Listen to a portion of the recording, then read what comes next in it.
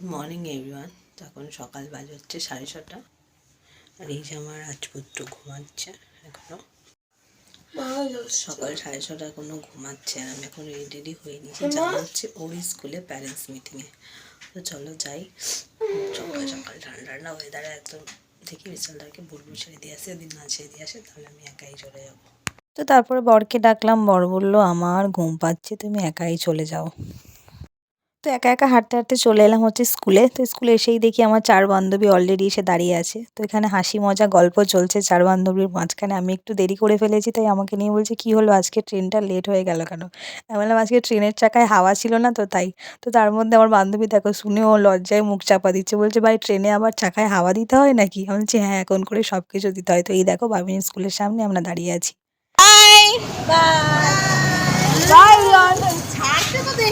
এ ভাই রোজই তো ছাড়ি, তুমি যদি না দেখতে পাও তা। ও বাবা আমাকে ফ্লাইং দিচ্ছে।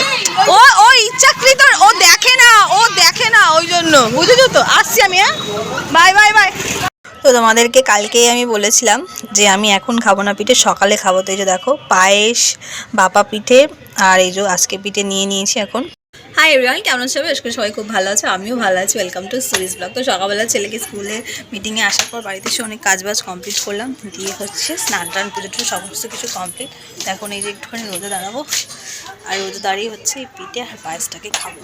ঠান্ডা তো, বাড়ির ভেতরে যেন বেশি ঠান্ডা লাগে। চলো, আর কে কে কী পিঠে বানিয়েছো আমাকে কিন্তু কমেন্টে আজকে কিন্তু আবারও জানাবে। চলো এখন পিঠে পায়েসটাকে রোদে দাঁড়িয়ে দাঁড়িয়ে এনজয় করি। তো দুপুরে এখন খাওয়া দাওয়া করার পর একটু রেডি হয়ে নিয়েছি, পরে নিয়েছি একটা ব্লু কালারের শাড়ি, আর সঙ্গে হচ্ছে পরেছি শীতের জন্য একটা সুইট শার্ট। তো চলো রেডি হয়ে নিয়েছি। দুপুরবেলা এখন কোথায় যাচ্ছি? তো যাচ্ছি হচ্ছে রিয়ার বাড়ি, যেহেতু রিয়ার দিদা আমাদের এখানে থাকে। তো এখন SIR এর সমস্যা এখন জানোই সবার। তো হিয়ারিংয়ের ডেট পড়েছে, তো ওনাদের হচ্ছে বেহালাতে। তো এখন রিয়ার বাড়িতে রিয়ার দিদাকে আমি দিয়ে আসতে যাবো। তার জন্য এখন রেডি হয়ে নিয়েছি, ক্যাব বুকিং করে দিয়েছি। এখন ক্যাব আসবে, দেন হচ্ছে উনি আর আমি দুজনে গোয়িং টু বেহালা। দাঁড়াও, গাড়িটা ঘুরিয়ে আসছে, দাঁড়াও। হ্যাঁ আসছে।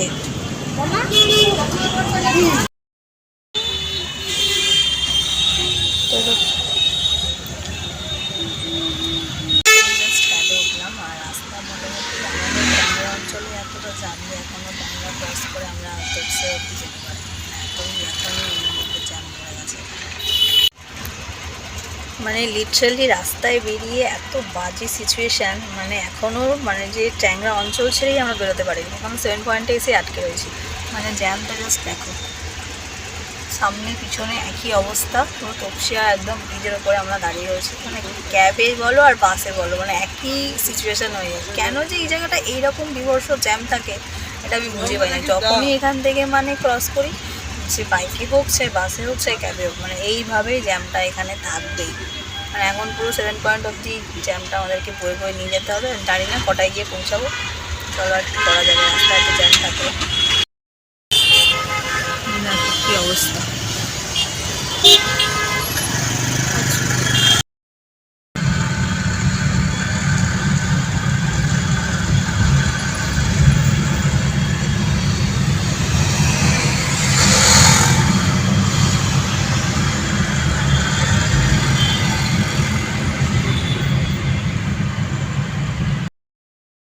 ওকে দাঁড় করাতে হয়েছে, দাঁড়িয়ে হ্যাঁ হ্যাঁ আমি দিচ্ছি, দাঁড়ান খুচরো আছে।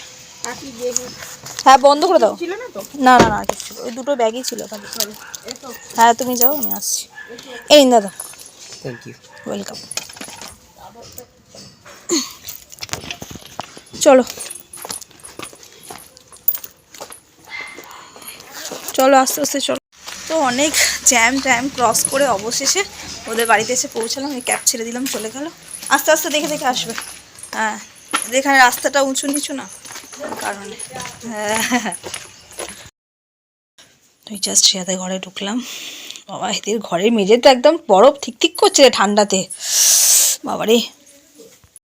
এদের বাড়িতে এলে মনে হয় যেন আমি কাশ্মীরে চলে এসেছি, এত ঠান্ডা। মানে এমনি তো ঠান্ডা, এদের বাড়িতে যেন আরো বেশি ঠান্ডা।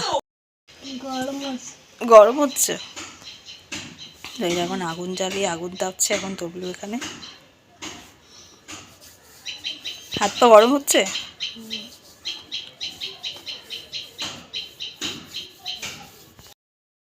দাও একটু জল দাও। হ্যাঁ দিদাকে দাও, দিদা খায়। তো এই যে রিয়া এখন চা করে নিয়ে এসছে, চা খাবো। জল দাও। আর এদের ঘরেও চলছে এখন দিদি নাম্বার 1। বাঙালির ঘরেই মানে হচ্ছে 4:30 থেকে 5:30 এখন দিদি নাম্বার 1 চলবে, দিদি নাম্বার 1ই দেখা হবে। তারপরে তো সিরিয়াল তো রয়েছেই। তো চাটা খাওয়া কমপ্লিট, চলো এবার বেরোবো। আমি তো সেটাই বুঝতে পারছি না, আমি বুঝতে পারছি না। আপনি যেখানে আমাকে রিয়া অনেক রকমের পিঠে বানিয়েছে, আমাকে বারবার করে খাওয়ার জন্য ফোর্স করতে বললাম না, সকালে অনেকটা পিঠে খেয়েছি আর এখন কোনো খাবার ইচ্ছা নেই। এলাম তাহলে, সাবধানে থাকবে, ঠিক আছে? মন খারাপ করবে না। হ্যাঁ এখনই আসলো, হ্যাঁ বেরিয়ে যাচ্ছি। মন খারাপ করবে না। না খাবো না। ওখানে যাবে, দাদাকে বলবে একদিন পরেই দিয়ে যেতে, ঠিক আছে? পরের দিন আবার এরা নিয়ে চলে যাবে তোমাকে। এই আসছি না, থাক, ঠান্ডা বেরোতে হবে না। দিদাকে দেখবে, সাবধানে রাখবে, বাথরুম টাথরুম গেলে দেখো। আসছি আমি। হ্যাঁ ঘিরে দাও ওটা, আর আসতে হবে না। যাক যাও, চলো দেখে আমি একাই যাই। বাই। আর যাও।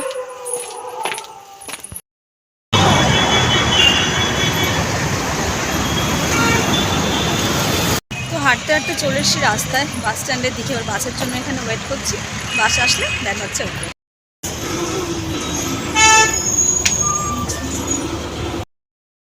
ওকে শিয়ালদা নামলাম, নন্দীগড় বাস চেঞ্জ করতে হবে,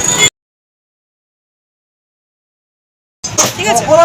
হ্যাঁ হ্যাঁ হ্যাঁ, তুমি পকোড়া বললে একদম বড় বড় করে দাও, মানে আমাকে নিয়ে গিয়ে আবার কাটতে, যেন পকোড়ার থেকেও একটু ছোট করো, মানে পকোড়াই হবে।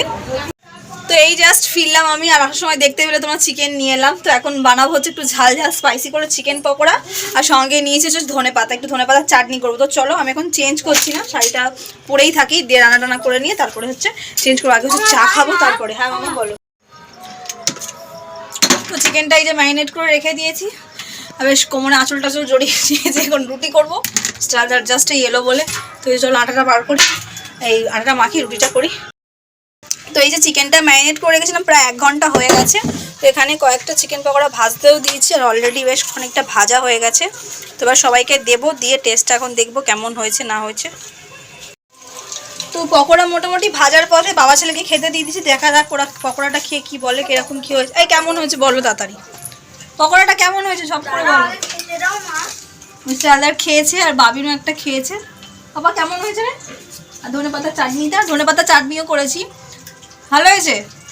So beautiful, so like it, just like a wow. তো চলো ডিনার কমপ্লিট করি সবাই এখন। আজকের ব্লগটা আমি এখানেই শেষ করছি। যদি ভালো লেগে থাকে লাইক কমেন্ট শেয়ার সাবস্ক্রাইব করবে। সবাই সুস্থ ভালো থাকবে, আবার দেখা হবে কালকে নতুন ব্লগ নিয়ে। আর হ্যাঁ সবাই প্লিজ তাড়াতাড়ি করে সাবস্ক্রাইব করো, please please please please. Bye, good night.